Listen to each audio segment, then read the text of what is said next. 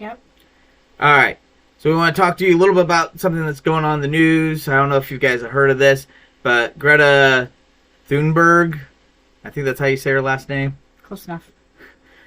She was arrested at a protest in Germany at a coal mine, or she was protesting Germany increasing their coal mining.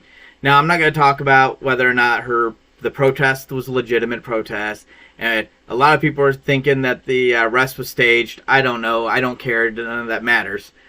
I don't really care about what she says either. She's just a mouthpiece. She really doesn't seem to know a lot. She just yells and screams and blames old people for all of her problems.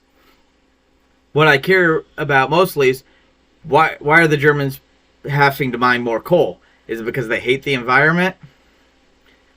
No. What actually happened is they were mostly in Europe, it's very popular to use electric heat and not natural gas or propane. So they were running their power plants. They had a lot of nuclear and a lot of natural gas power plants, and they still have these old coal ones laying around. Well, they shut down a lot of the nuclear ones, and when they put in all their windmills and solar panels, well, they don't get good wind, steady amount of wind, and they don't get a lot of sunlight in Germany. So they were most relying on Russian natural gas to run their generators, to generate electricity, so people could heat their house with electric heat. And I just heard one of the jars in the canner ping. I heard it too. But so when they part of the Ukrainian invasion and Europeans deciding they're going to shut off the natural gas coming out of Russia to try to hurt them, well, that means now that the people in Germany, they don't have any electricity to heat with. So they're cutting down trees, they're burning coal, they're also burning coal to generate electricity to heat their houses. So they're going backwards on the green energy thing. Because when they turned off the nuclear reactors, you can't just, flip a switch and start them back up again. It's a whole process. It takes a lot of time to start them back up again, and it's time that they don't have with winter. Yeah. Being here.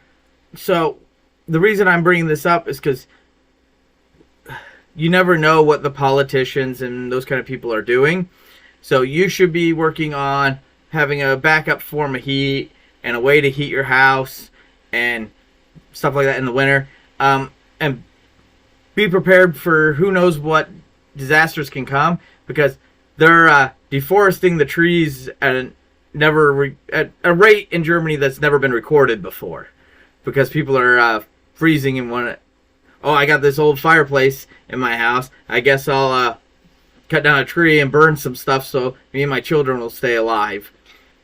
People will do amazing and drastic things when it comes to their kids. If your kids are hungry, you're going to do drastic and amazing things for that.